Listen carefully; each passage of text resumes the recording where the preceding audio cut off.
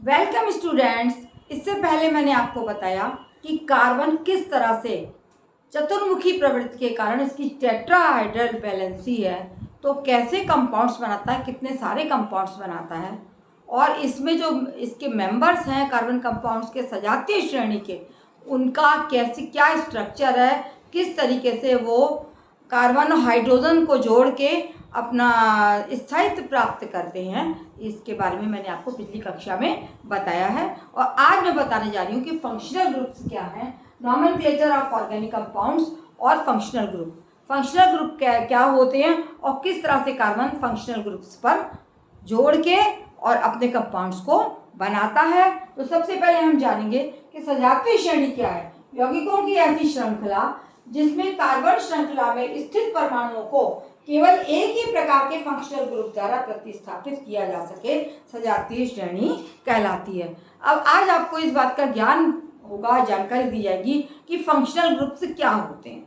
अन्य परमाणुओं के साथ भी हैं, और जैसे ऑक्सीजन है, क्लोरीन है, ब्रोमीन है, सबके साथ में ये मिलके किस तरह से कार्बन जो है फंक्शनल ग्रुप बनाता है। और फिर जो कार्बन की लंबी चेन के कंपाउंड्स हैं उनमें से एक आध हाइड्रोजन को विस्थापित करके, एक या दो हाइड्रोजन को विस्थापित करके इन ग्रुप्स को लगा के आगे अपने कंपाउंड्स को पूरा करता है। तो फंक्शनल ग्रुप्स में यदि हम हेलोजन देखेंगे, हेलोजन का आपका आ जाता है हेलोजन, यानी क्लोरीन और ब्रोमीन, ये तुम्हारे हेलोजन्स कहलाते हैं, जो आपके 7th पीरियड उसमें ग्रुप में पाए जाते हैं। पीरियोडिक टेबल में आगे आपको बताया जाएगा कि ग्रुप्स क्या हैं और पीरियड्स क्या हैं। तो ये आपका हो गया, आपका क्लोरीन और ब्रोमीन हेलोजन का ग्रुप हो गया। अब हम लाते हैं एल्कोहल। एल्कोहल एल्कोहल जो हमारे दैनिक जीवन में भी उपयोग होता है, इसका जो है सूत्र होता है OH। क्या है इसका सूत्र? OH। जब ये OH लग जाएगा तो जो हमारा कंपाउंड है वो एल्कोहल बन जाएगा। इसी प्रकार से आता है एल्डिहाइड। एल्डिहाइड एल्डिहाइड क्या होता है? एल्डिहाइड होता है CHO। इसको इस तरीके से भी हम प्रदर्शित कर सकते हैं। CHO एल्डिहाइड है, OH एल्कोहल ग्रुप है, और जब कार्बन इसको जोड़ेगा तो एक तरफ जो है डबल बॉन्ड आ जाएगा ऑक्सीजन का, और एक तरफ जो है केवल आपका क्या आएगा? CH आएगा, और एक तरफ डबल बॉन्ड आ जाएगा। तो ये आपका कहलाएगा एल्कोहल। इसको आगे आपको कार्बन कंपाउंड्स में जोड़ के बताया जाएगा। अब आगे चलते हैं हम कार्बोक्सिलिक ग्रुप। कार्बोक्सिलिक ग्रुप क्या होता है?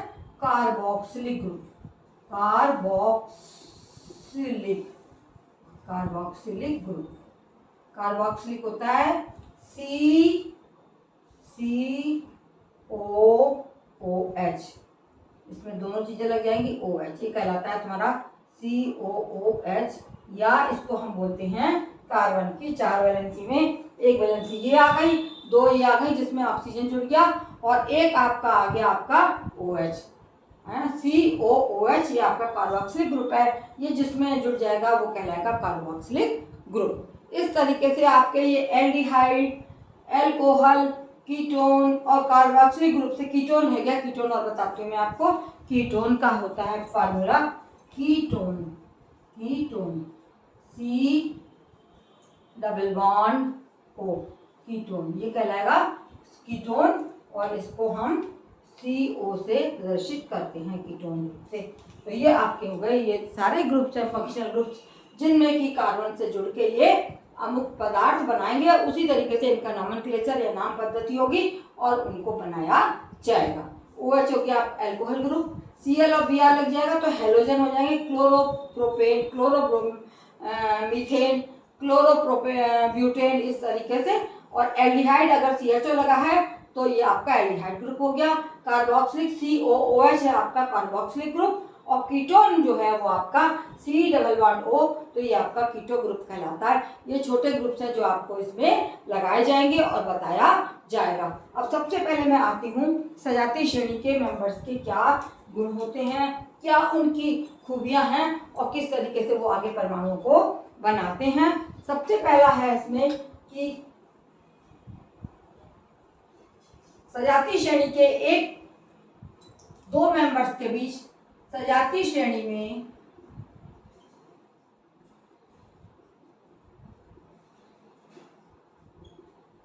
निकटतम दो मेंबर्स के बीच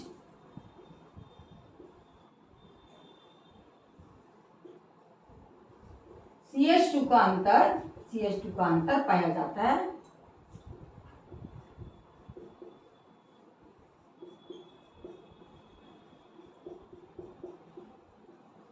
जैसे आपने देखा होगा मीथेन CH4 है, C2H6 ईथेन, C3H8 प्रोपेन और C4H10 तुम्हारा हो गया ब्यूटेन। इस तरीके से में एक C ज्यादा है, यहाँ 2 H ज्यादा है। इस मेंबर से इस मेंबर में एक C ज्यादा है और 2 H ज्यादा है। इसी तरीके से ब्यूटेन में ये तुम्हारे मीथेन, ईथेन, प्रोपेन और ब्यूटेन हो जाते हैं, अंतर पाया जाता है। दूसरी बात क्या होती है कि सजातीय श्रेणी के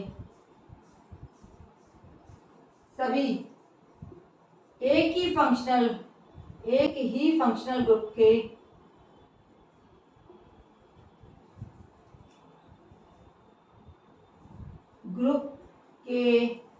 मेंबर्स के रासायनिक गुण एक समान होते हैं।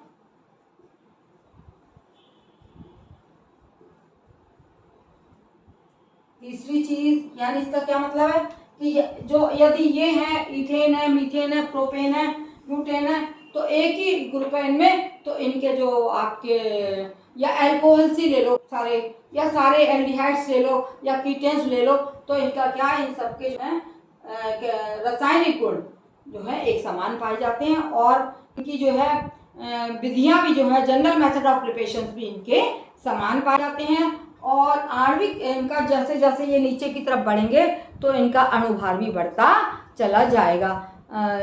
और इनका सजातीय श्रेणी के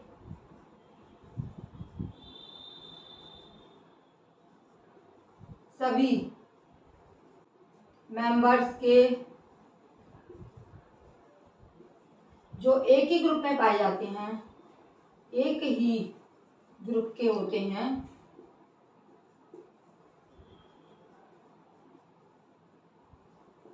इनका मेथड ऑफ प्रिपरेशन बनाने की विधि, मेथड्स ऑफ प्रिपरेशन सेम है। यानी मीथेन का जो मेथड ऑफ प्रिपरेशन है वो आप इथेन में भी उपयोग कर सकते हैं, केवल कार्बन कंपाउंड्स की संख्या का हमें ध्यान रखना पड़ेगा। इनका मेथड्स ऑफ प्रिपरेशन एक समान होता है।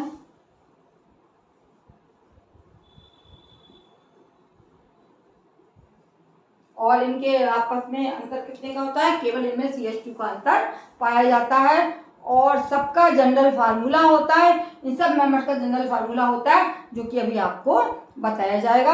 और इन पदार्थों के एल्केन्स हैं, एल्कीन्स हैं या एल्काइंस हैं, इनका जो द्रव्यमान और क्वथनांक गलनांक भी बहुत अधिक होता है। आणविक द्रव्यमान के साथ क्वथनांक गलनांक भी बढ़ता जाता है।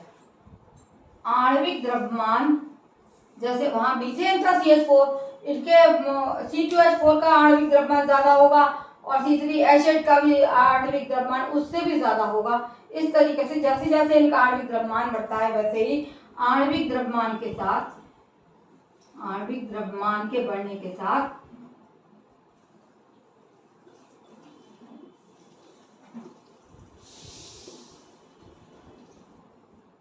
इनके क्वथनांक और गलनांक भी बढ़ते जाते हैं।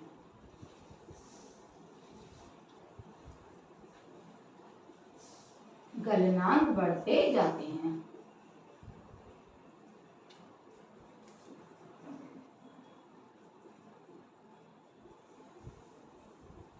तो आपको समझ में आएगा सजातीय श्रेणी क्या है, कि आपकी सजातीय श्रेणी क्या है कि ऐसी श्रृंखला जो कार्बन के परमाणुओं के द्वारा बंधी होती है और इनमें कार्बन से हाइड्रोजन जुड़ा होता है, जो सजातीय की एक ही जाति के होते हैं, कार्बन और हाइड्रोजन जिसमें होता है, और हाइड्रोजन को हटा हटा के जो है बाकी ग्रुप जो मैंने अभी आपको बताए थे वो लगाए जाते हैं, और सबका जो है वो एक जनरल फार्मूला होता है। अभी आपको बताती हूँ मैं, एल्केन्स का अलग है, एल्कीन्स का अलग है, और एल्काइंस का जनरल फार्मूला अलग होता है।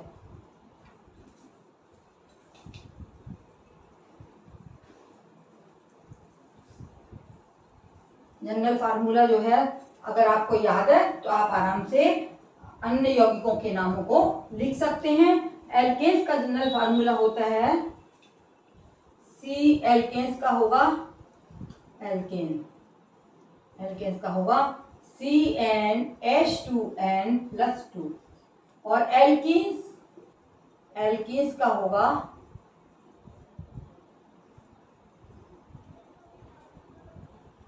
एल्कीन्स का जनरल फार्मूला हो जाएगा CnH2n, और एल्काइंस का हो जाएगा, एल्काइंस का जनरल फार्मूला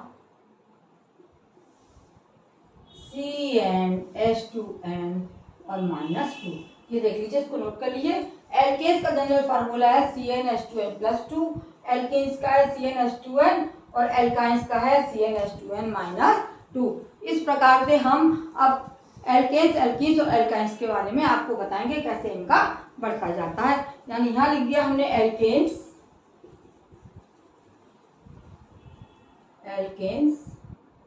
और यहाँ पे आ गया एल्कीन्स,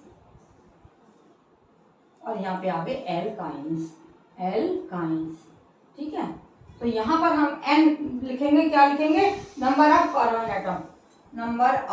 कार्बन एटम। अगर n बराबर 1 है तो एल्केन क्या हो जाएगा? CH4। n बराबर 1 तो ये बन जाएगा मीथेन। n को जो अगर हम 1 मानेंगे तो ये हो जाएगा CH4। CnH2n+2 में n बराबर 1 है तो ये हो गया हमारा CH4 या एल्केन्स, मीथेन। और एल्कीन्स ये नहीं बना सकते अगर n बराबर 1 है, और एल्काइंस भी ये नहीं बनेगा, नहीं बन सकता है। और n बराबर 2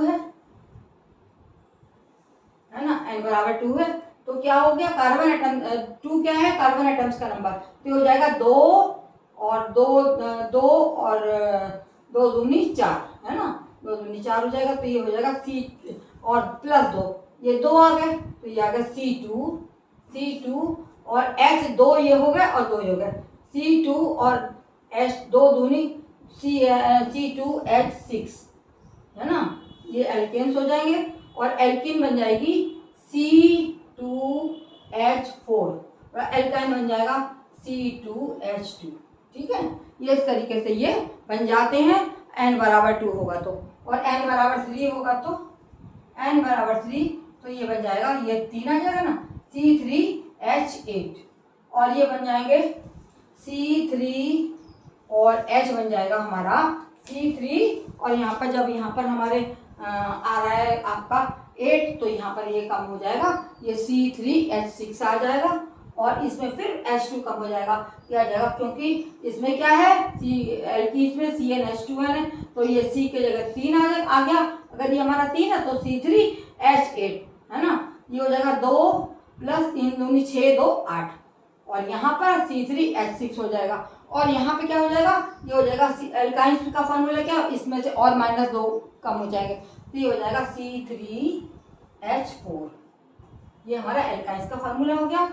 इस तरीके से n की संख्या के साथ में इनके नाम लिखे जाते हैं, C2H6, C2H4 और C2H2। इस फार्मूले में n की जगह इसको रख के आप चले जाएंगे। अब देखिए n बराबर 4 आ गया, अगर n बराबर 4 है तो C4 और ये बन जाएंगे H10, ठीक है, और ये बन जाएगा C4 और H8, और ये बन जाएंगे C4H6। देख लीजिए कि किस तरीके से इनको ये माइनस करते चले जाएंगे। और एल्काइंस में माइनस होगा, इसमें +2 नहीं होगा, इसमें सब में +2 हो जाएगा। तो इस तरीके से ये एल्केन्स के फार्मूले आ गए, ये एल्कीन्स के आ गए, और ये एल्काइंस के फार्मूले आ गए। अब n बराबर 5 करते हैं। n बराबर 5 जब हम करेंगे तो हमारा क्या आ जाएगा? C5, और उसी में हम लगाते चले जाएंगे, है ना, n 5 10 और 2 12, n C के जगह 5 आ गए, और 2 5 दूनी 10, है ना, N5 है तो 5 दूनी 10 और प्लस 2 12, C5H8H12 और यहाँ पे हो जाएगा C5 और इसमें प्लस 2 नहीं करना है तो ये H10 ही रह जाएगा अगर हम प्लस 2 नहीं करेंगे और इसमें माइनस कर देंगे तो आ जाएगा C5H8। इस तरीके से N की संख्या कार्बन की संख्या कहलाती है। इसको बनाने से ये इस तरीके से एल्केन्स और एल्कीन्स बन जाते हैं। इनको आप देख लीजिए और नोट कर लीजिए। अब आगे हम चलते हैं कार्बनिक यौगिकों की नाम पद्धति किस तरीके से हम करेंगे, इसको देख लीजिए।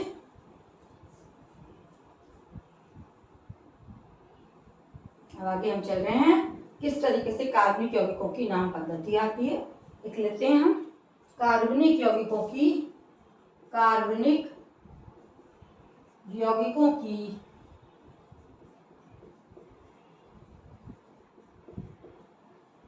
नाम पद्धति। किस तरह नाम पद्धति होती है, इनकी क्या होती है। आप सोचेंगे नाम पद्धति क्या है, नामकरण, नाम लिखना, जैसे कि किसी नए इंसान को नाम दिया जाता है, इसी प्रकार से इन यौगिकों का भी नाम होता है। तो जैसे हम यौगिकों का प्रकार लिखेंगे, इधर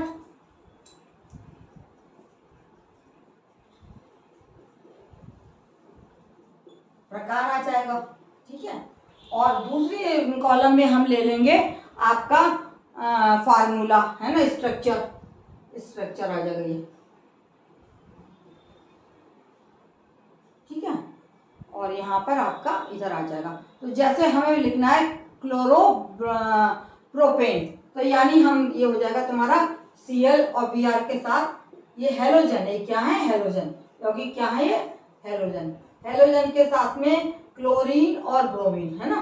तो ये हम प्रोपेन लेते हैं। प्रोपेन में हमारे 3 C आते हैं। ये हमारा प्रोपेन का स्ट्रक्चर है, CH। प्रोपेन को देखते हुए आप इसको समझिए। इसी तरीके से हर मेंबर का हम बना सकते हैं, ब्यूटेन का, इथेन का। प्रोपेन में 3 C होते हैं। तो ये हमारे क्या, ये अभी मैंने पिछले उसमें बताया भी था आपको कि मीथेन में क्या कितने C होंगे, इथेन में कितने होंगे, प्रोपेन में और ब्यूटेन में, पेंटेन में बढ़ते चले जाएंगे। तो हम पहले हमें क्या बनाना है, क्लोरो बनाना है। तो एक H हटा के, जो मैंने अभी आपको बताया था कि एक H को हमें हटाना है, तो ये हमारा बन जाएगा, देखिए C और इनमें सब में H भर, यहाँ Cl लगा देंगे क्लोरो और यहाँ सब में H भर जाएगा और ये तुम्हारा कहलाएगा क्लोरोप्रोपेन। इसका नाम क्या है, क्लोरोप्रोपेन।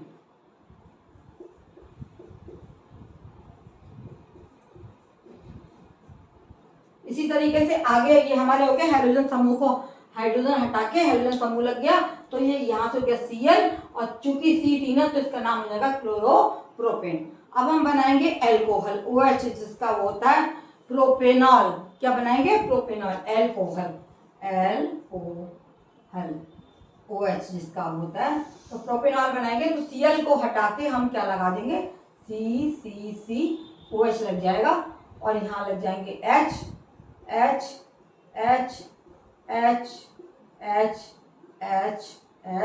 और ये बन गया आपका, इसका नाम क्या हो जाएगा, ये हो जाएगा 3 है तो ये इसका नाम हो जाएगा प्रोपेनॉल। क्या हो जाएगा, प्रोपेनॉल,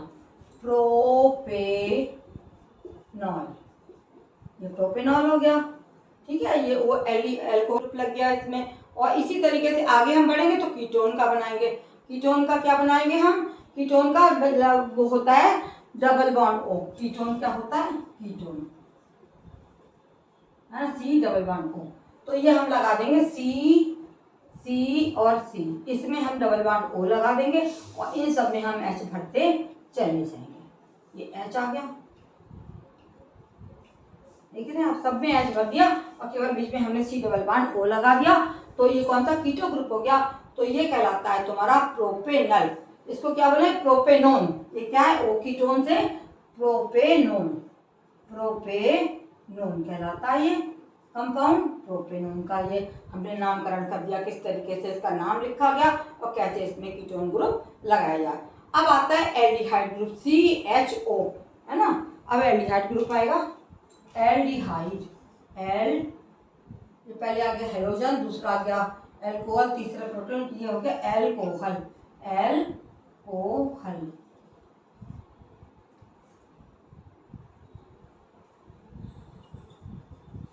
यानी एल्कोहल क्या होता है, CHO, अल्कोहल हो गया, एल्डिहाइड करना है आपने,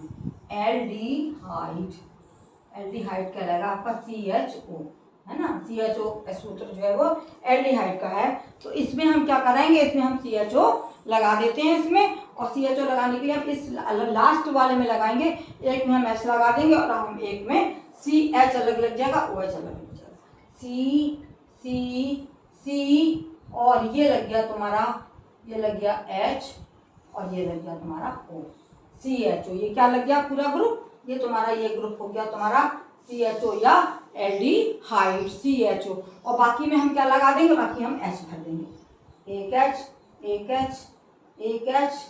और एक H, है ना, एक H। ये वैसे तो प्रोपेनॉल्डिहाइड है, लेकिन इसका नाम हम क्या लिख देते हैं, प्रोपेनल। इसको क्या बोलेंगे हम, प्रोपेनल। ये प्रोपेनॉल था और ये प्रोपेनल, प्रोपेनल्डिहाइड, प्रोपेनल, इसका नाम हो जाएगा प्रोपेनल। तो ये हो गया एल्डिहाइड ग्रुप, ये हो गया कीटो ग्रुप, प्रोपेनोन, और OH लगाने से प्रोपेनॉल हो गया, और ये क्लोरीन हो गई। इस तरीके से आपने देखा किस तरीके से इनको हटा के हम ये सारे ग्रुप्स लगा देते हैं। ये हमारा हेलोजन ग्रुप हो गया, ये हमारा अल्कोहल ग्रुप हो गया, ये हमारा कीटोन ग्रुप हो गया, ये हमारा एल्डिहाइड ग्रुप हो गया। इसमें सीधे Cl लगा दिया, या हम ब्रोमोप्रोपेन बनाएंगे तो वो भी बन जाएगा C, और यहाँ पे ब्रोमीन लगा दिया, और यहाँ पे आपके H भर दीजिए। ये ब्रोमोप्रोपेन क्या कहलाएगा, ये कहलाता है ब्रोमोप्रोपेन। अब इसी तरीके से अगर ब्यूटा बनाना है तो 4C लिख देंगे, ये इसका नाम हो जाएगा ब्रोमोप्रोपेन। ठीक है, इस तरीके से आपके ये हो गए, ये क्लोरोप्रोपेन, ये ब्रोमोप्रोपेन, ये हो गया OH अगर लग गया तो ये आपका होगा प्रोपेनॉल, और ये से लग गया कीटो ग्रुप लग गया बीच में, तो ये हो गया प्रोपेनोन, और यहाँ पे हो गया प्रोपेनल, ये आ गया COOH, CHO, प्रोपेनल, है ना, प्रोपेनल एल्डिहाइड CHO, बाकी सब में C लग गया। ये प्रोपेनोन हो गया, ये प्रोपेनॉल हो गया, ये तुम्हारा हेलोजन क्लोरोप्रोपेन हो गया। अब एक बचता है कार्बोक्सिलिक अम्ल, COOH, क्या बना बचा, कार्बोक्सिलिक अम्ल। पांचवा है कार्बोक्सिलिक अम्ल, इधर बता देती हूँ मैं, कार्बोक्सिलिक अम्ल, पांचवा कार्बोक्सिलिक अम्ल। इसका हम बनाएंगे वही C, 3 C आ गए। ये हमारा हमें क्या बनाना है, हमें कार्बोक्सिलिक बनाना है। कार्बोक्सिलिक अम्ल का COOH होता है इसका, तो इसमें एक तरफ हम लगा देंगे C, और एक तरफ लगा देंगे हम O, और एक तरफ हम लगा देंगे OH, यानी इस तीसरे वर्ण पे O, और ये आ गया OH, COOH। ये तुम्हारा कार्बोक्सिलिक अम्ल का COOH जो मैंने दिखाया है, ये आ गया, और ये हमारे ये हाइड्रोजन लग गया यहाँ पर, और ये लग गया आपका, ये कहलाएगा आपका, इसको क्या बोलेंगे, इसका नाम क्या लिखेंगे, प्रोपेनोइक एसिड, प्रोपेनोइक एसिड। इस तरीके से मैंने आपको प्रोपेन से संबंधित सारे बता दिए, सारे लिखा दिए, और इस तरीके से हमारे ये सजातीय श्रेणी है, और सजातीय श्रेणी में किस तरीके से कार्बन को हटा के अन्य ग्रुप लगते हैं, इसका नॉमेनक्लेचर, नाम पद्धति मैंने आपको बता दी। अगर आपको मेरा वीडियो पसंद आता है बच्चों, अवश्य पढ़िए, अपने फ्रेंड्स को बताइए, और जिसने सब्सक्राइब नहीं किया है वो सब्सक्राइब करें, लाइक करें, और कमेंट करें कि आपको कैसा लग रहा है।